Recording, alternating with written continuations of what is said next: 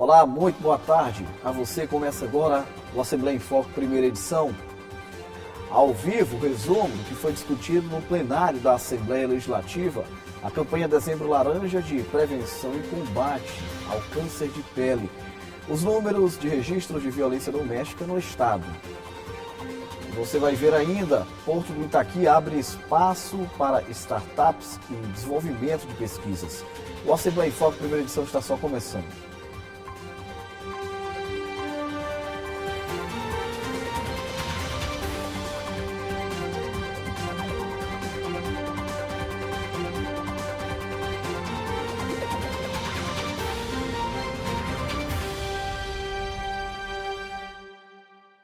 Os deputados encerraram agora há pouco os trabalhos da sessão plenária desta terça-feira, a primeira sessão plenária da semana, e nós vamos conversar ao vivo com a repórter Milena Dutra, que acompanhou de perto as atividades. Lá no plenário, Milena, boa tarde. Olá, boa tarde, Ronald II. Boa tarde a todos que acompanham o Assembleia em Foco, primeira edição. Olha, eu começo com uma notícia boa, porque o deputado estadual Aloysio Santos está de volta à Assembleia Legislativa. Ele que havia se afastado por um período para tratamento de saúde, hoje foi o primeiro a se pronunciar, ressaltando a sua volta ao Parlamento Estadual. E nós, é claro, como servidores da Casa, desejamos aí uma boa retomada ao cargo para o deputado Aloysio Santos. O deputado doutor Iglesio e a deputada doutora Viviane também se pronunciaram na tribuna, parabenizando a deputada Iracema Vale, presidente da Assembleia Legislativa, pela entrega do novo Centro Médico da Lema. Já aconteceu a inauguração do novo Departamento de Saúde. É um grande avanço, um grande serviço aí do Parlamento Estadual aos deputados estaduais, servidores e terceirizados da Casa. O deputado Rafael também subiu à tribuna, destacando benefícios na construção da Avenida Metropolitana em São Luís. Já no tempo dos blocos e partidos, destaque para o deputado Hildo Amaral, que ressaltou os serviços públicos promovidos à população na região tocantina, alguns deles com apoio de emendas parlamentares do deputado Hildo Amaral. Também no tempo dos blocos e partidos, o deputado Francisco Najib retomou o assunto no que diz respeito à inauguração, à reestruturação do novo Centro Médico da Assembleia Legislativa do Maranhão. E encerrando a sessão, o deputado Júlio Mendonça destacou a realização da primeira feira de agricultura familiar maranhense, que vai acontecer entre os dias 7 e 9 de dezembro, aqui em São Luís, na Lagoa da Jansen, que é um evento promovido aí pela Secretaria Estadual de Agricultura Familiar com os parceiros. Estes foram os principais destaques da sessão plenária de hoje. Amanhã, 9h30, teremos novamente sessão plenária e, é claro, você pode acompanhar ao vivo em transmissão aqui pela TV Assembleia. Eu volto com você, Ronald.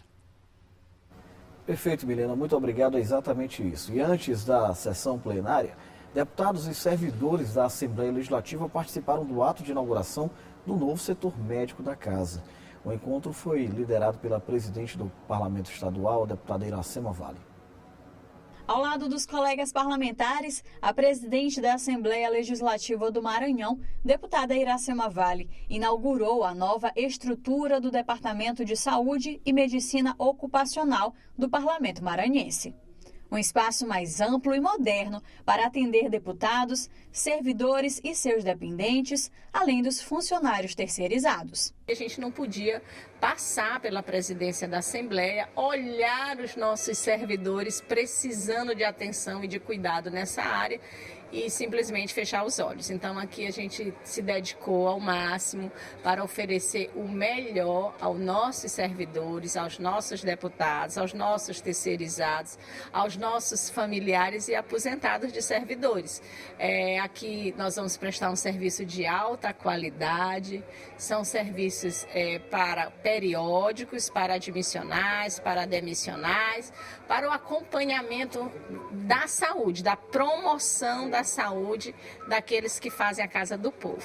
O Centro Médico Kleber Carvalho Branco ganhou novas salas, novas especialidades médicas e passa a oferecer outra grande novidade: a realização de exames laboratoriais e de imagens, como ressonância magnética e tomografia. Na verdade, a ampliação foi muito boa, um investimento grande na parte de exames de imagem, né, que nós não tínhamos, mas agora a gente vai poder oferecer todos os exames de imagem para os nossos servidores, a parte de medicina do trabalho, a oftalmologia, que era uma pedida aí dos nossos servidores, entre muitas outras especialidades. Agora são quase 20 especialidades oferecidas pelo setor médico da casa.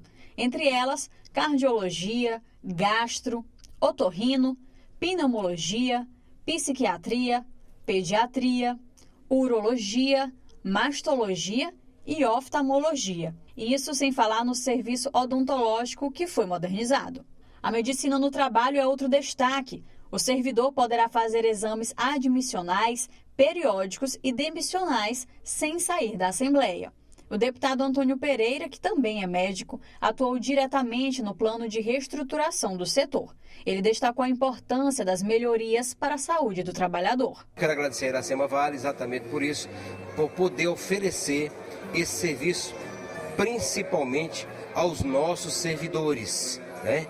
Todos eles farão aqui os exames de admissão, os exames de demissão e principalmente os exames periódicos. O centro médico também conta com novos leitos de enfermaria para o atendimento de urgência e emergência e uma farmácia mais ampla com novos medicamentos na lista. Tudo isso oferecido aos deputados, servidores e familiares na sede do Palácio Manuel Beckmann. A Assembleia Legislativa está realmente de parabéns, porque a saúde dos funcionários e das pessoas que trabalham aqui é que vai estar em foco e vai estar com certeza com um cuidado bem de qualidade.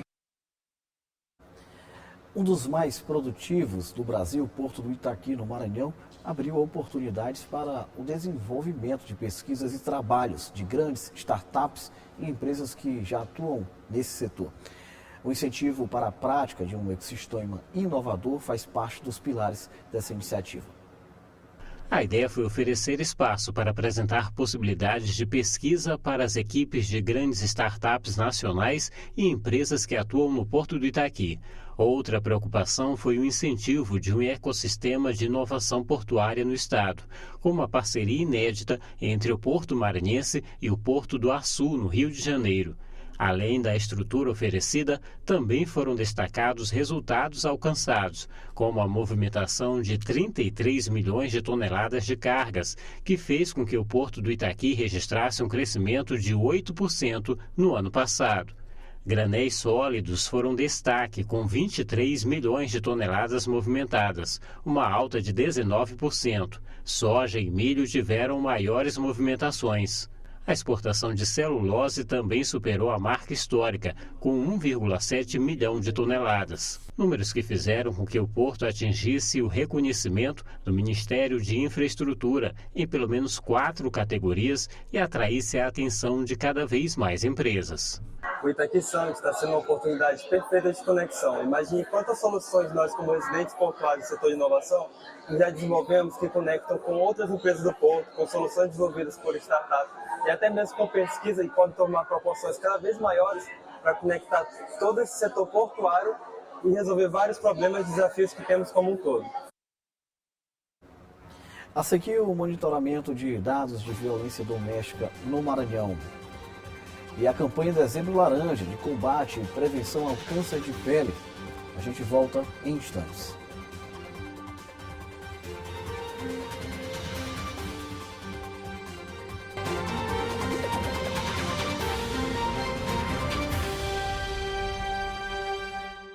Mesmo diante da redução no número de feminicídios no estado, o combate à violência doméstica segue como uma das principais pautas discutidas na Assembleia Legislativa e trabalhadas pelos órgãos que integram o setor de segurança pública do Maranhão. Além disso, o número registrado de denúncias apontou crescimento, o que reflete que as mulheres nesta situação estão mais encorajadas e dispostas a enfrentar esse tipo de problema. Vanessa tem 30 anos e 2 filhos. Mora com o companheiro há 6 anos e é uma das 18.222 vítimas de violência doméstica registradas no estado. Ela detalha momentos de sofrimento que a fizeram buscar ajuda na Casa da Mulher Brasileira. Ameaça, agora ficou pior, me bateu, tá tudo roxo aqui, ó. Me bateu com a ripa na minha cabeça, entendeu? Eu acordei no último domingo, não foi nesse, próximo domingo passado, ele com a faca na minha garganta. Entendeu? Aí me rouba. Toda vez que ele me rouba, ele acha que ele tem direito de me roubar. Eu faço isso e eu tenho direito de fazer isso, eu pego mesmo, entendeu? Para levar para outra pessoa na rua. Falou que eu vou virar cinza, na mão dele. Pode dar o que der, mas eu vou virar cinza. Segundo a diretora da Casa da Mulher Brasileira, Susan Lucena, no Maranhão foram registrados 53.220 atendimentos, mas ela ressalta que o número de feminicídios registrados diminuiu em comparação ao ano passado. Nós, no ano passado, fechamos com 69 feminicídios. Este ano, já iniciou dezembro, nós estamos com 45 feminicídios, o que demonstra que a gente fecha esse ano com menos feminicídios.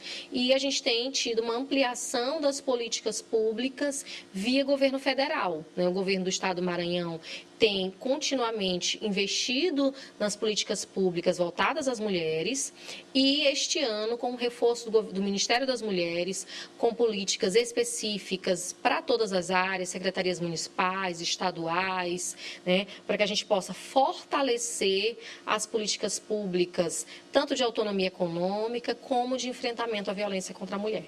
De acordo com o Ministério da Mulher, foram registrados nesse mesmo período em todo o Brasil 72.993 casos de violência psicológica, 55.424 de violência física, 18.744 de violência patrimonial, 6.669 casos de violência sexual e 2.156 casos de violência moral.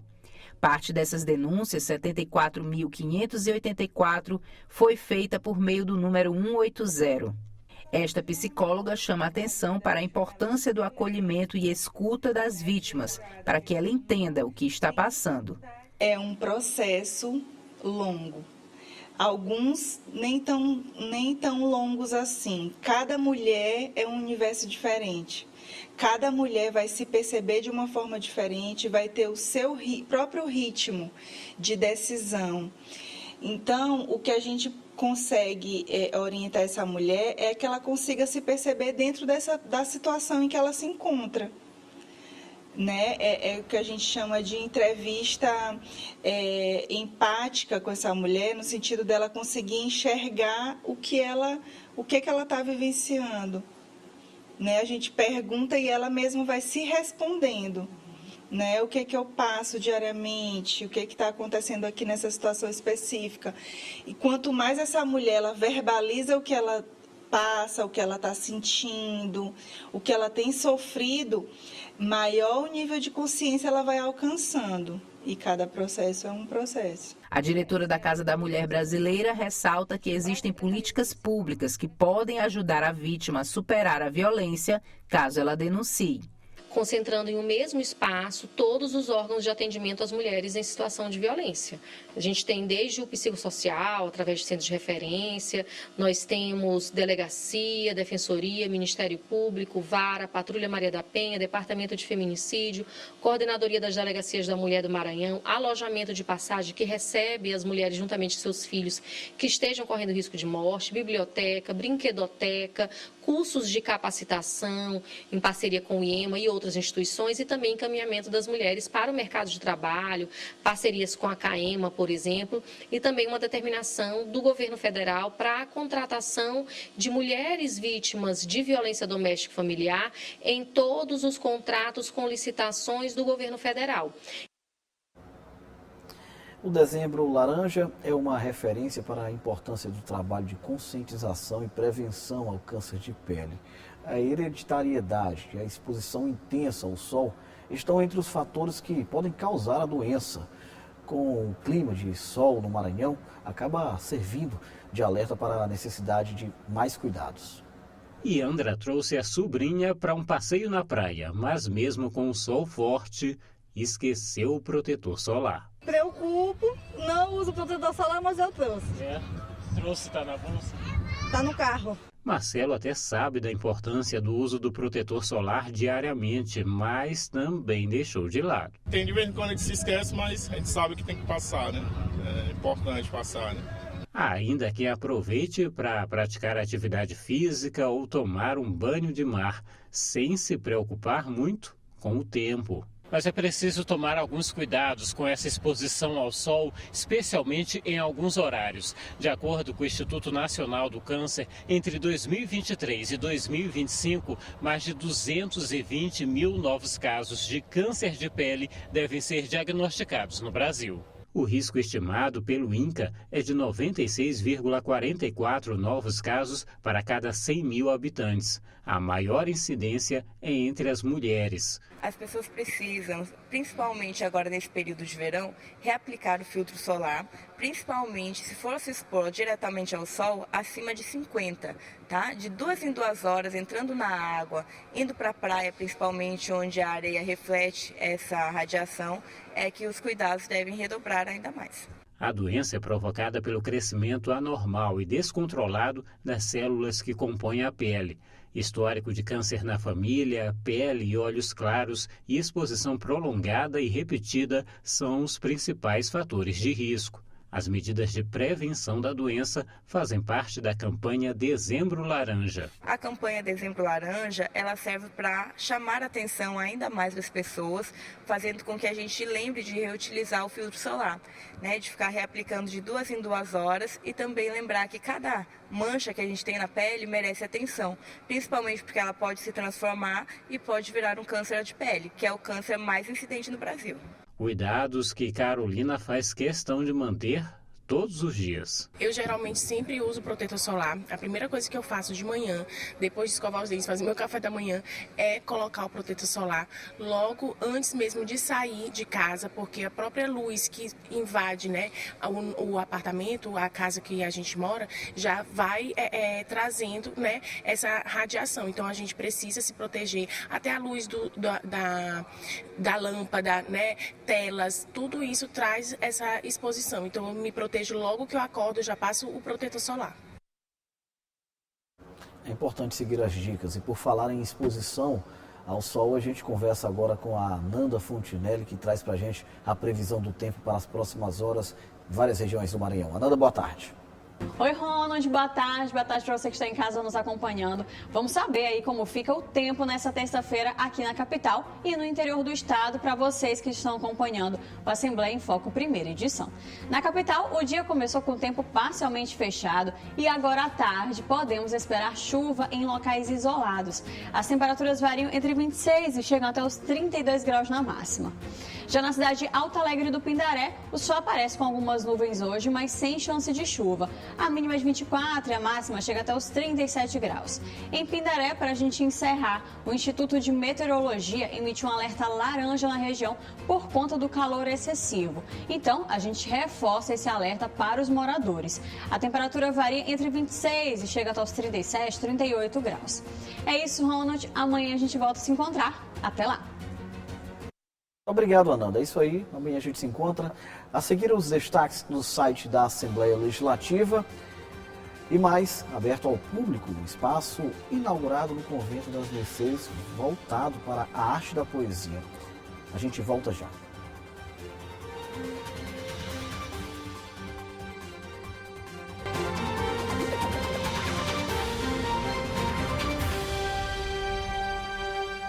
Estamos de volta com a primeira edição do Assembleia em Foco e agora a gente se conecta com o site oficial do Parlamento Maranhense. Quem tem as informações para a gente, Eula Belfort. Boa tarde, Eula. Boa tarde, Ronald, e todos que acompanham a Assembleia em Foco primeira edição. Vamos aos destaques do portal para esta terça-feira. Isabelle Passinho fala sobre avanços e desafios na área da inclusão. Juíza aborda Fórum de Violência Doméstica e Justiça Restaurativa. E médica endocrinologista fala sobre longevidade saudável e mudanças de comportamento. E para você saber mais sobre essas e outras notícias, acesse o nosso portal al.ma.leg.br. Com você, Ronaldo. Muito obrigado, viu, Eula? No Convento das Mercês, casarão instalado na região central de São Luís, já está à disposição do público o Gabinete do Poeta. O espaço permite um passeio pelas memórias de uma das maiores referências desse setor, o poeta Gonçalves Dias. Relatos e obras do escritor fazem parte da exposição.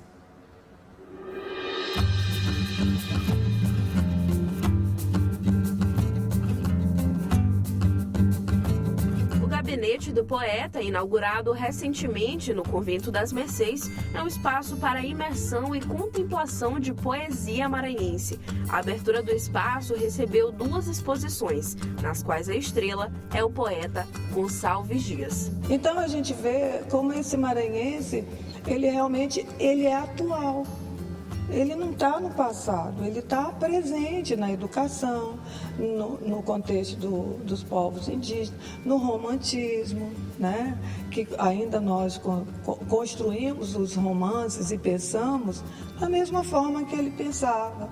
Então a gente vê que a gente tem realmente nesse homem um maranhense de grande valor. Aqui no Gabinete do Poeta nós temos uma reunião de vários vieses artísticos. À direita se começa com uma exposição que conta fatos históricos sobre a trajetória do poeta Gonçalves Dias. Ao som das suas poesias, nós vamos para a exposição do lado esquerdo, que é uma coletânea das suas obras mais importantes. Quando a gente traz o tempo e o poeta e a universalidade dele, nós trazemos do nascimento todo o seu processo de conhecimento, quando ele foi embora estudar em Portugal, até quando ele morre, certo? Trazendo nesse histórico, nessa linha do tempo, a importância dele no Império, a importância na educação, a importância dele como criador do primeiro dicionário na língua tupi, como um diplomata do reino e assim sucessivamente, com os seus amores também, porque ele era um homem muito romântico, muito apaixonado.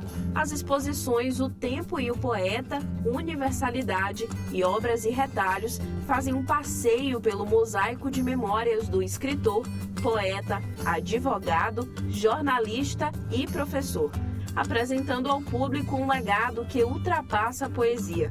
O objetivo é aproximar ainda mais o povo maranhense dessa grande personalidade. Aqui, essa exposição está aberta de segunda a domingo. De segunda, de 9 às 17 horas, sábado, de 9 às 17 e domingo, de 9 às 13. Então, tragam suas crianças, seus jovens, professores, universitários, pesquisadores, enfim, todos acadêmicos, toda a sociedade está convidada a conhecer o grande Gonçalves Dias.